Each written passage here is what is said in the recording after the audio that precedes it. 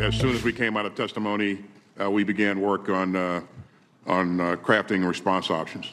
Secretary Austin, I don't believe you. I believe that your office specifically withheld notification of this deadly strike against Americans.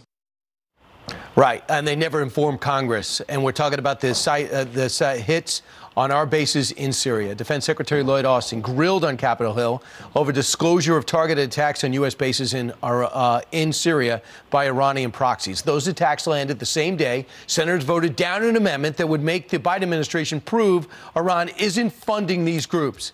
Here to react, Senator Tom Cotton. Senator, what made you think for sure you didn't believe him? Why were you so certain? Unfortunately, I know how politicized senior ranks of the Department of Defense have come under Joe Biden. Look, the timeline speaks for itself. Iran killed an American, wounded several Americans early Thursday morning Eastern time.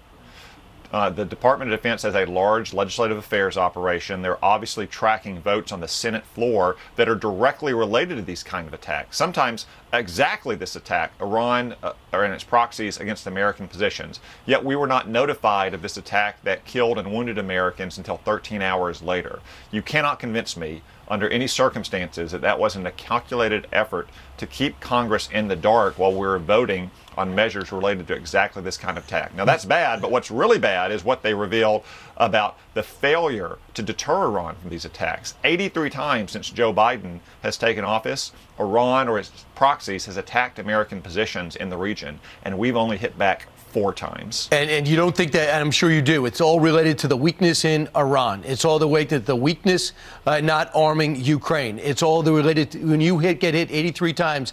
By the way, they hit us, we hit them, and then they hit us twice, and we've done nothing.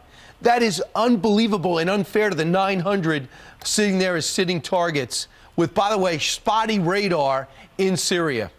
The other thing that came to light yesterday is this China balloon and the incompetence that was taking place while it flew over our country. Listen to what General Van der Herk said at the hearing to you guys about his communication or lack thereof with Secretary of Defense Austin.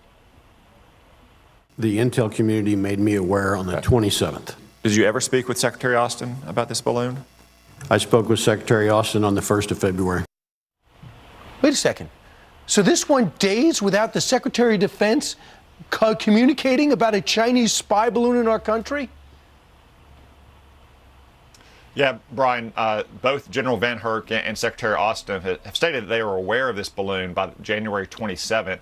General Van Herk said he didn't communicate directly with the Secretary until February 1. He also, in that hearing last week, acknowledged that he had 4 aircraft in the air over the Aleutian Islands armed and ready to take down that Chinese spy balloon, yet he did not get the order to do so. This is very similar to what you see in the Middle East. When China and Iran know that they can do things like target Americans and will only retaliate 4 out of 83 times, or that we won't take down a Chinese spy balloon when we have a chance over our territorial waters, it only emboldens them to act more aggressively, to put more Americans at risk, to imperil our interests. What we need to do is stand up to these provocations and make it clear that they are lines we will not allow them to cross. These are the Keystone cops in charge. This is worse than I ever dreamed. Lastly, the Russian took out our drone, cost us millions of dollars, and you found out yesterday that we have now altered our flight path in order not to aggravate the Russians?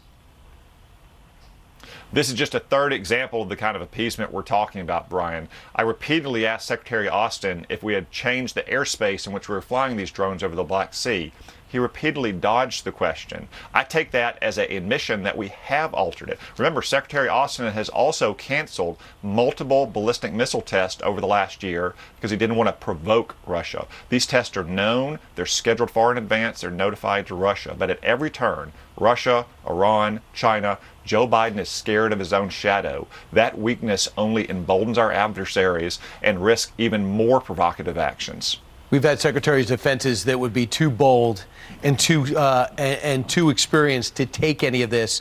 He just seems to be totally incompetent, General Austin, and we're all in trouble because of it. Thanks for your pointed question, Senator Tom Cotton. Thank you. Thank you.